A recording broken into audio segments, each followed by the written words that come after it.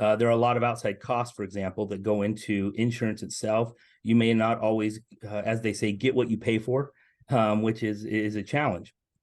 Healthshares really try and change that dynamic. We try and really make a direct correlation between your healthcare needs, your situations, and the cost.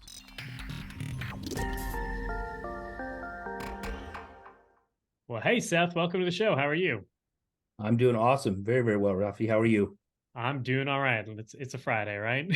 Yes, it is. So I'm excited about talking with you about Healthshares and Zion Health and all of that. But before we dive into that, give us a little bit about yourself, your professional background, and what brought you to what you're doing now at Zion Health. Absolutely. No, I appreciate the invite to be on this and looking forward to our conversation. So I actually come from about just around 25 years of professional experience in higher education. So vice president of a number of different universities, both U.S. domestically as well as internationally. We've lived outside the U.S. as well. And so one of the core kind of passions I have is this education component. I firmly believe that the more educated each of us are, the better the world becomes, and the better we can help one another. And so that's kind of one of the things that really attracted me to Zion HealthShare.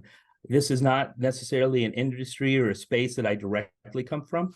What's interesting is growing up, my father was a top sales person for Prudential Insurance and John Deere Insurance. So I've been around the insurance space quite a bit, but it doesn't make me an expert. But what I do know is that the healthcare industry is changing. And I wish I could get on here, and I'm sure you would agree. I wish we could say that change meant good, but unfortunately, I don't know if that's really the case. There's just so many. There are things we can control, and then there's some outliers. There's things that we can't control, right? And I think what Zion as a health share in the health share industry actually is we're trying to help empower and give power back to the individuals, back to the families when it comes to their health care. And so that and the fact that I get to help people learn is what drew me to Zion's. It was kind of a marriage made in heaven. I've got my leadership experience and the opportunity to develop new people, but then I know that what we're offering, the services, the products we offer, really have the ability to kind of change the trajectory of people's lives. And that is the greatest currency you could ever have. So that's really kind of what drew me to Zion's and the health share itself. Yeah, no, that's awesome. And we'll talk more about the whole education component. But for those, you mentioned that Zion is a health share. So for those that aren't familiar with the concept, what is a health share and how is it different from like what traditionally would be called like health insurance or something like that?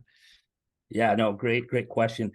So health shares really what they are is a low-cost alternative to health insurance. So as you mentioned, it's important to understand that health shares are not insurance, but we're an alternative to insurance. And what that means is we have a community of like-minded people. And that's kind of the genesis and the foundation of health shares is being able to be a part of a community where people do want to help one another and understand that we're all going to have ups and downs in our lives and we will need that support too. And so our focus is really on sharing those medical costs. The nice thing is most health shares are a nonprofit organization, which it can be a huge difference in insurance, right? Because now there are a lot of outside costs, for example, that go into insurance itself. You may not always, as they say, get what you pay for, which is a challenge. Health shares really try and change that dynamic. We try and really make a direct correlation between your healthcare needs, your situations, and the cost. And try and remove middlemen. We try and remove all this part so that there really is an opportunity to feel like you have more control over your health. We definitely promote a healthy community, understanding that a healthy individual is going to be a better citizen, is they're going to have a better impact. And so we really try and promote that healthy lifestyle as well. And a lot of health shares, the genesis came from kind of faith-based, a religious component, which is, again, it's an interesting way to start a business because people don't always connect business and religion. And the world we live in right now, that can be a very, as they want to call it, toxic or woke situation. And so one of the things that's really helped Zion be different and attracted a lot of people is we do want like-minded community. We want people that believe in something higher than themselves, but we don't identify with a specific religion or a set of beliefs per se, which makes us very inclusive. It allows people from all walks of life to really be able to benefit from what we have to offer. And so it's really nice to have that. What it does is it also can create some challenges, because when you do come up with certain policies and things like that, there may be people who are outside of what you would see as a traditional member. But I think we really try and incorporate as much as possible in that capacity. So there are some similarities between health shares and insurance, but there's also enough differences that we're seeing great growth and more people really wanting to tap into it.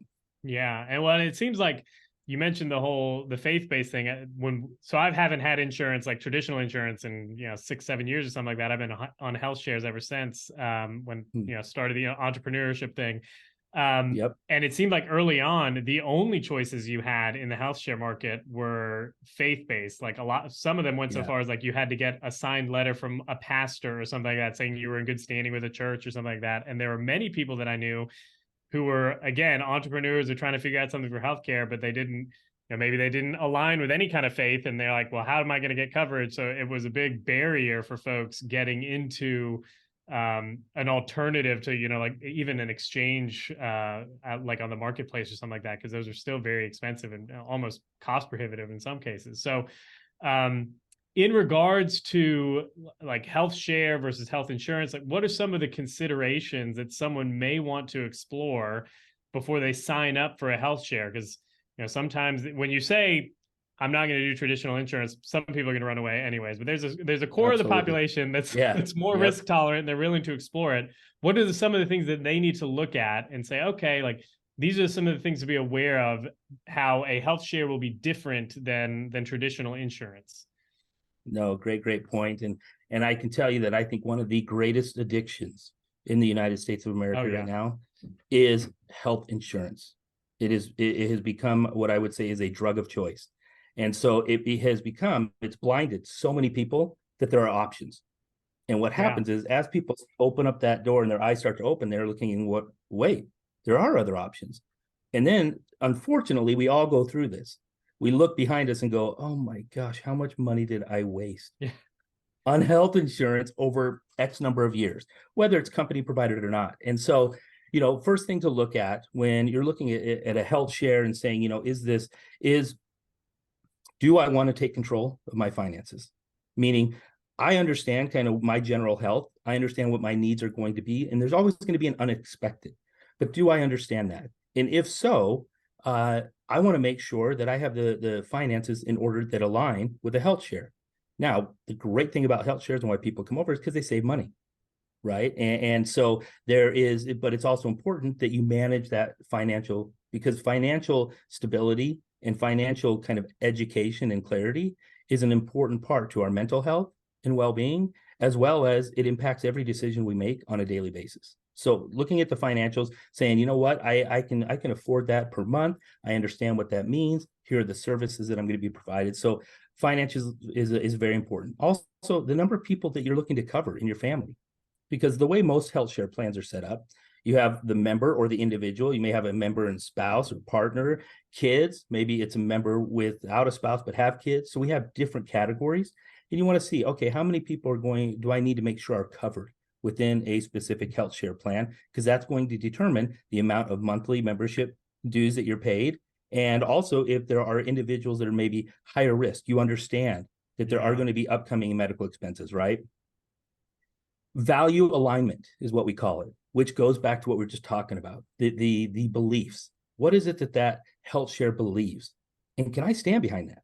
Like, there are some products, services we've all purchased, used, that if somebody asks, if we haven't had a good experience, or if we don't know everything, or if we are nervous, we're kind of hesitant to raise our hand and say, I recommend them, right?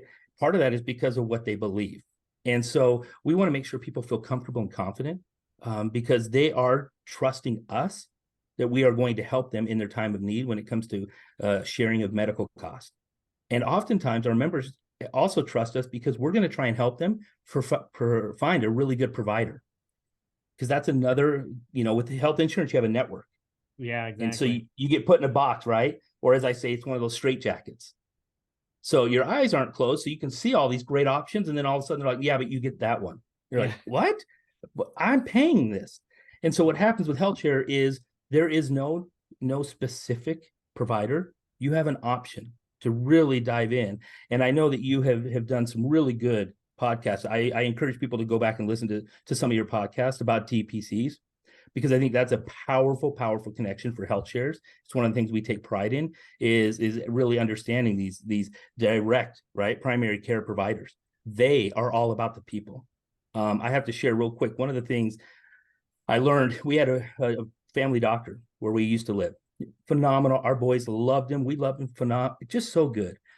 The way our appointments started to change, and we felt like we were getting disconnected. Then one day he sent us a text. He says, "Hey, I've left this practice." And we said, "Well, why?" He said, "Because I was given a 5 to 10 minute time limit to meet Yeah. with each patient." And I said, "That's impossible." He goes, "I wish it was. I Yeah. wish it was." So he went to a completely different field to do things, but that hit me. And that literally was right before I was looking into Zion HealthShare.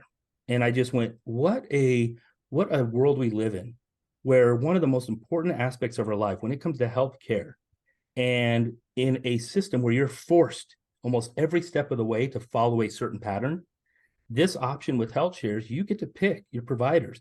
And oftentimes, we have actually resources here on our team. They proactively are searching every day and creating a list of providers, surgery, maternity, whatever it is that can best help our members to save them cost, but make sure that they still get the absolute best, highest level of service. So those are some of the few things that I think are really important for people to be looking at when it comes to HealthShares is, the provider network, your values, do they align? Your personal finances, as well as, who needs to be Yeah. covered within your plan. Yeah. Yeah. I think the whole like in network versus out of network thing, I always like to joke, you go to some of these big healthcare providers and it's just the way they're set up because they're set up on this insurance model. And you walk in, sometimes you're like, oh, I don't have health insurance. I have a health share. And some people are like, I just don't know how this works anymore. And I'm like, this should be the easiest transaction of your day. You tell me how much it Right. costs, I pay it, and then we call it a day. But healthcare has gotten so convoluted. No one knows how much anything costs. The insurance is going to write stuff off. Do we bill it? How does it work? That just the simple act of walking in and saying, I need health, I need just some kind of healthcare service is like Yeah. providers just don't know what to do with it sometimes. Yeah. Well, and that's one of the things I've learned about all these codes. Yeah. And they have, I mean, do you want to talk about like secret codes? There are so many codes that are used in order to make sure that health insurance and healthcare is, again, down a certain path. It's a very predictable model. The irony is none of us know what that model is. Yeah, And exactly. so with HealthShares, it is very predicted. If you pay your monthlies, you have a condition, you have something come up that you can share in those requests, and we're going to help pay. Like that's a pretty self-explanatory Yeah, pretty model. We have straightforward. nothing to hide. It's very transparent. Yeah. Well, and I mean, I'm sure other insurance companies do this too, but Zion, if you go to the website and their membership guidelines, is very clear about what is covered, what is not covered.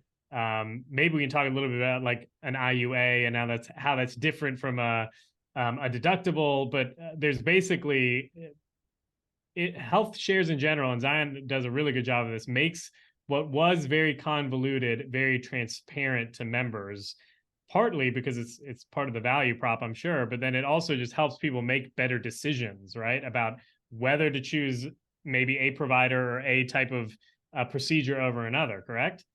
Yeah. No, you're spot on, Rafi. And what's interesting is, again, anything in the world we live in today seems like it can be quickly polarized. And so the irony is we lay out in our member guidelines, as do I think most health shares. They're pretty transparent when it comes to their member guidelines. But I've read on a variety of different boards, Reddit and all this stuff, that the people that maybe are scared, skeptical, maybe they've even had a bad experience with health shares, right? One of their main reasons is make sure you get up front everything that's covered. Yeah. Like that's a threat. But the reality is, yeah, we agree.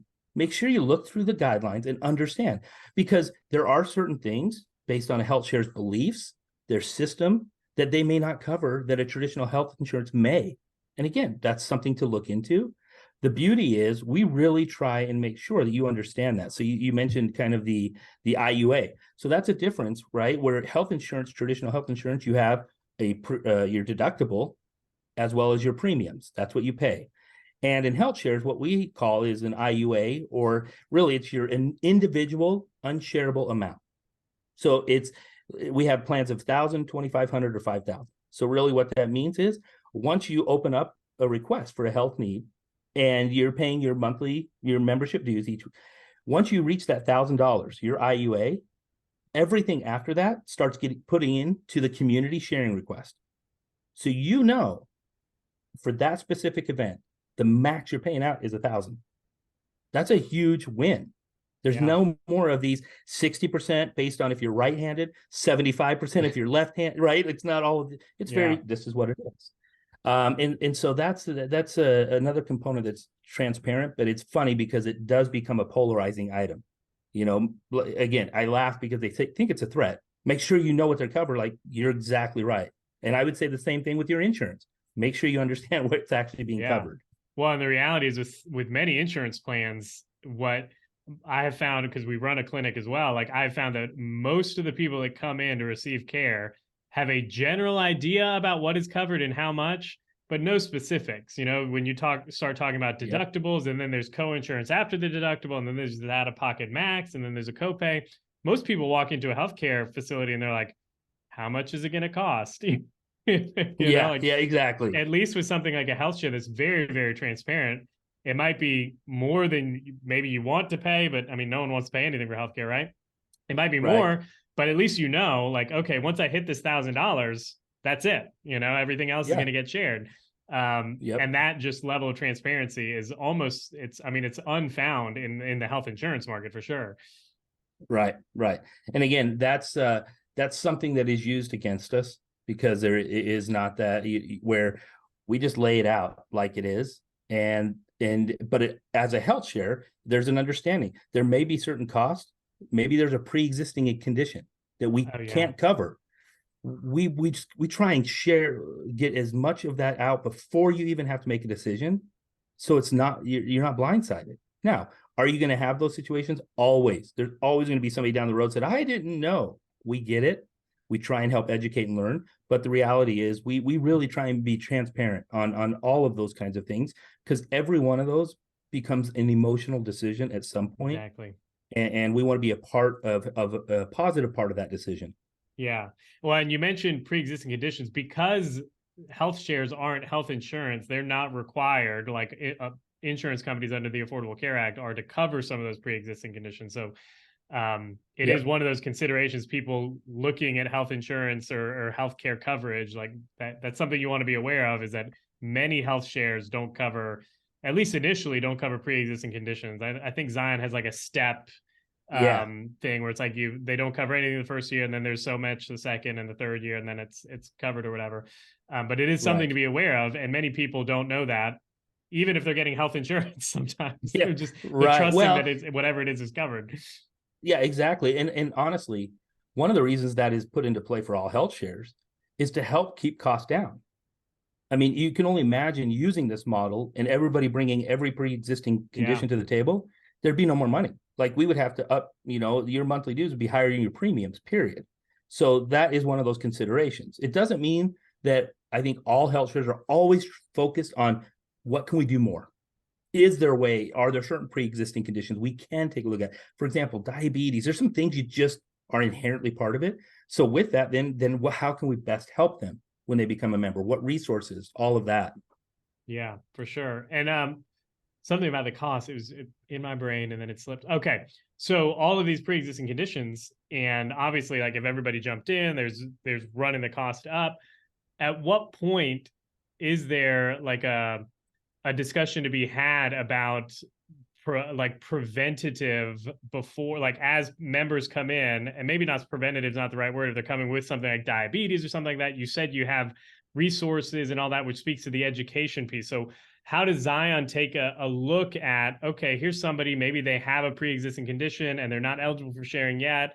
What are some of the ways, maybe educationally or resource-wise, that Zion helps kind of promote that positive health, those proactive decisions, so that by the time they are eligible for sharing, it's less of a cost across the entire, population of the membership? It's such a great point. And one of the things people have asked, me, what's your vision? You've joined Zion. What's your vision of the future? And again, Zion started in 2019, and they've seen incredible growth year after year, as we are this year as once again. And so we are a healthcare or health share in community, right? And people ask, what's your vision? I really see Zion becoming a transformational, maybe a disruptor in the health share from literally the education component. Yeah. I think we have the ability to become one of the best education organizations within the health share. Meaning, so right now, when you join, and even before sometimes with people, we do a welcome and an orientation call, 30, 45 minutes individually with every member. We want them, and our people teach them specifically about the member guidelines, how to submit a sharing request, what the cost will be, what the pre-existing conditions are, all of that to really help provide as much education upfront as possible. And that continues. And so one of the things we are working on, we've launched a new member portal. It's very basic, it's very simple, and it can only go up. And so there's a lot of things that we want to do with it. We hear from the members often, hey, we need this, we need this. Totally agree. But we also felt it was important to at least get it started so that people saw. Have to get something out the door. Yeah. And here's my thought. If you ever wait for perfection, you're never going to launch. That's just not going to happen. And so we, as part of that process with the member portal down the road, is really having courses that help teach people about wellness, mental health, well-being. When it comes to, for example, diabetes, or you're getting to an age where colonoscopy is important, we're teaching you the preventative measures, right? One of the things I've asked the team is, as we look to 2024, that I want to focus on, we have great members who pay every month, and they're healthy as heck. They're playing the pickleball, they do all and so they're not using any resources, any benefits, but they're paying each month. We want to make sure they understand that the preventative components we do offer as part of their regular monthlies are being used. So we're going to have a focus on reaching out to people that haven't submitted sharing requests to let them know that you should be using our benefits. We want to help you, because here's the deal. If you're using preventative, you're potentially helping a high risk down the road. Oh, exactly. Right. For sure. And so that education is critical for us. We absolutely want to get dialed in on that component. And the other thing is we also have a resource, and it's going to be developed and continue to get larger and larger. But we have something called the annual giving committee, an annual giving fund, where we have members who will donate additional monies outside of their regular, that our board of directors, we will look at certain cases, situations, and if we feel and determine that makes sense to help a member, we'll actually use some of that money into sharing for that specific member. And so there may be a pre-existing condition with someone, and they're close to reaching their year mark or whatever. If we can help maybe build a gap there, we're going to try and do what we can to help them. We also, again, I go back to like the DPCs and all of these things. There are certain people that we work with. There are providers who are like, we can work on a monthly payment. Let's go. Let's help them. Right. And I think, again, that's not something I don't think you're going to be getting from an insurance company, because they're looking to enter a code and get an amount. Right. And so I think that's another very, very important component. Yeah. Well, and like you said, a lot of those insurance companies are making decisions based off code and volume and numbers. And until you get to the, like United Healthcare is not going to make a big decision unless it becomes 5% of the budget or whatever it is. Right.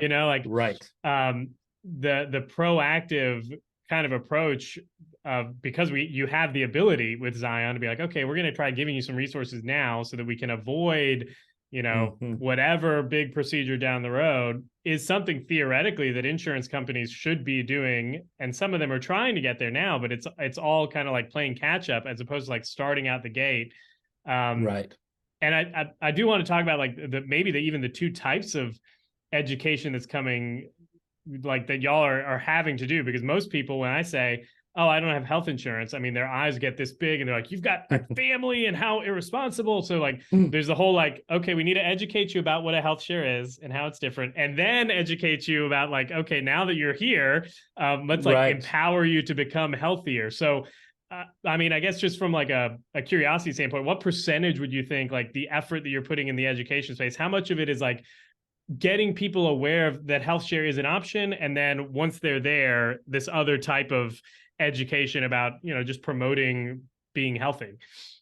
Yeah, no, it's a great point. So within our model, Zion, we have affiliates, we have companies, we've got DPCs who will directly refer people to us. One of the things we are continuing to improve and work on is we have for example, we have an affiliate education. So our affiliates become educated. They may offer a wide range of options because they're affiliates, they're salespeople, and that's their world, which is great, and we need those. So we start right off the bat by making sure we educate our affiliates so that they're not just having a couple selling bullet points. They need to understand, and people that may want to look at a membership, they understand what that means. They get that education right up front. So really our front lines, we try and make sure are educated as much as possible. Then I talked to you about our member care team who really take care of the orientation, the welcome call, walking them through that. And then our member needs team on the back end, they're helping with all those sharing requests, the maternity, preventative, long-term. We make determinations. We get as much information. We get the medical records. We then make determinations saying, okay, this amount is approved once they've reached their IUA of 1,000. And we are doing as much as we can administratively on the back in order to best help our members when it comes to, you know, what it is that they need from services. One of the prime examples I can tell you is our maternity. I think it's one of the differentiators that we offer is our maternity services. We were in a company meeting not too long ago, and somebody said, "Yeah, we had 42 babies this month." I'm like, "What?" And yet every one of those, whether there were challenges or some risks with a pregnancy, every one of those had nothing but an incredible experience. We send them flowers. I mean, we do some of the extra things out there because we really care about our members. But the reason why that experience was so good is because we tried to help throughout the entire process before, right? Once they knew they were pregnant, we were providing them with suggestions in their area of people to go to, whether they wanted a midwife, whatever it was. If they needed a separate procedure, we would be able to help them find the best cost. So we were saving them money. So when it came to actually going in to deliver their baby, C-section, natural birth, midwife, doesn't matter, they got to absorb the experience of that to be a new parent, right? That's huge. That is so important. And again, I don't know if you get that outside of Healthshares. Is personal experience, but it's because of our team's ability to try and help educate members prior to that, because we can all be reactionary. That again, Healthshares for health insurance is fairly substantial in the reactionary part of life. Healthshares really wants to try and get ahead of it so that when those big things come in, you can keep going. Your stress levels minimized. You can focus on the problem. You can focus on what you need to.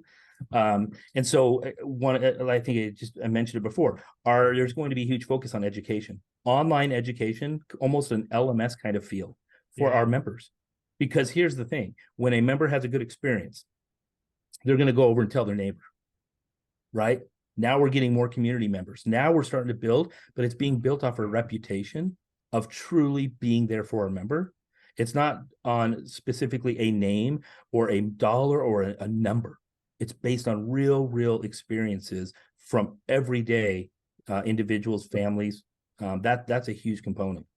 Yeah, no, I'll definitely second that. We've had a couple babies actually through while we've been covered with Zion, and it's unbelievable. Like we get one person that's like, "Hey, I'm so and so, and I'm going to be your maternity person," and they help with everything. You know, like we're shooting emails back and forth. They're giving us some pointers. You know, this is what to expect now, and you know, these are some of the things you need to do. So that by the time we went in to deliver, it was like, okay, we knew everything was covered, and even if things went a different way, you know, maybe we needed to have a C-section or whatever, we already knew everything ahead of time. It wasn't like going in hoping like, okay, well, if something goes wrong, what does that mean for my deductible or this or that, or is it going to be covered or anything like that? Like it is Yeah. a pretty unique experience. I'd be interesting to see like how that scales over time as you get more and more members. Like one of the challenges, I'm sure, one of the things you need to plan for is like what happens. We were talking offline, like you got 50,000 Yeah. members about now. Like what happens when you hit Yeah. 100,000 or 200,000? Like all of that stuff starts coming into play, right? Right. Well, I thought it was interesting. I think you have a podcast about kind of wasting technology in healthcare, something around that. I think something. Oh yeah. Using technology to Yeah, waste time in healthcare. Yeah. that's it. Yeah. And I just the title caught my interest because I'm like, just the amount of resources, time, effort, the human resources that we are putting in to try and ensure technology is supporting what our vision is. It's enormous. It Yeah. is enormous. And one of the things I want us to continue to improve here at Zion is making sure that we're using that time wisely, our development time wisely, understanding it. And so what happens is, I wish I could sit here and say that every single member has an incredible experience, but guess what? They don't. And we have people who don't like us, and there are members who have left us, and we hate to see that. But we want to learn from those too. So when we see, for example, bad reviews because of technology, right? Google, wherever, we want to learn from those. We don't want to discredit and go, oh, that's just because of XYZ. But one of the fundamental things that we are realizing, which is helping us kind of guide our vision, is the education component. Oftentimes, bad experiences from members are coming because of a lack of understanding. Uh-huh. And some of that is on ours, and we'll take accountability for it, but it's also some on theirs too, where we know that we did the orientation call, welcome call, we have documentation that we've had different calls with them, but for whatever, they still misunderstood it. We're not here to point blame, we're here to get better. And so that whole podcast about the technology, I was just like, it's an interesting thing, because it is so easy to become so dependent upon technology. Yeah. And yet, I mean, we still have doctors' offices where we're all still filling out handwritten forms every stinking time. It's like, wait, what? I was in here last week. Well, yeah, I know, just in case something. And now we also do see. Yeah, exactly. Well, what changed? My middle name initial is lowercase now. Like, so I have to do everything. Yep. Sorry. So it becomes interesting. And then you have some that are much higher end, right? They have an iPad or whatever. But the more efficient that we can become as a health share in our use of technology, in helping educate, in helping process payments, in helping ensure that we are HIPAA compliant, right, to protect all of our members, to protect everyone, all of that, the better we are. And yet it is easy to waste time because we start going down a rabbit hole. Well, one member complained about this. Well, we need to change our entire process and technology. Maybe that's not the case, but it is easy to go down that road. And so that topic that you covered kind of even just hit me, and I'm like, I need to take a step back and say, are we doing the right things? Are we making the right decisions? Are we investing in the right resources in technology? And if not, how do we change that quickly? Because our members deserve the best of the best, and that's what we want to provide. Yeah. Awesome. Well, we're here at the bottom of the hour. I always end with this. If there's one or two main points that you would want a listener to walk away with from the episode, maybe about HealthShare, about healthcare in general, what would they be? So the first one would be this, and I talk to this. It's just a point that I always share. Focus on many, many MANY successes, especially when it comes to your healthcare. Especially, meaning, look at the little things that you are dealing with every day. Take a kind of an inventory. Where is it? Your health. What are you paying? Why are you paying that? What resources do you have at your fingertips? How educated do you feel as a consumer of healthcare?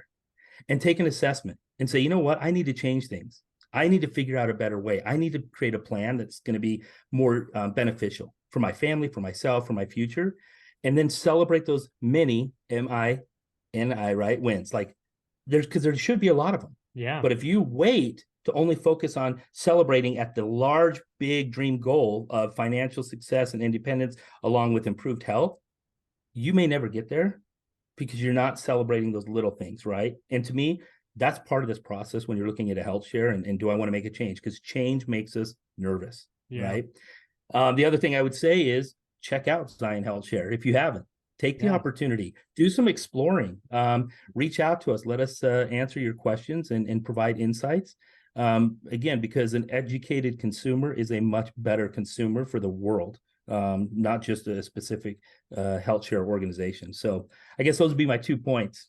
Awesome. Well, thanks so much. Where can people find out about Zion Health? Maybe they want to connect with you. Where can they do all that kind of stuff? Yeah, so you can go to our website, zionhealthshare.org, and all of the information, there's contact on that. And again, I'll even put it out there. My name is Seth Saunders. And if you want to reach out to me on LinkedIn, more than happy to make connections to make sure we can provide any answers or support. Awesome. Cool deal. Well, Seth, thanks so much, man. Have a good one. Thank you, Rafi. Appreciate the time. Have a good one.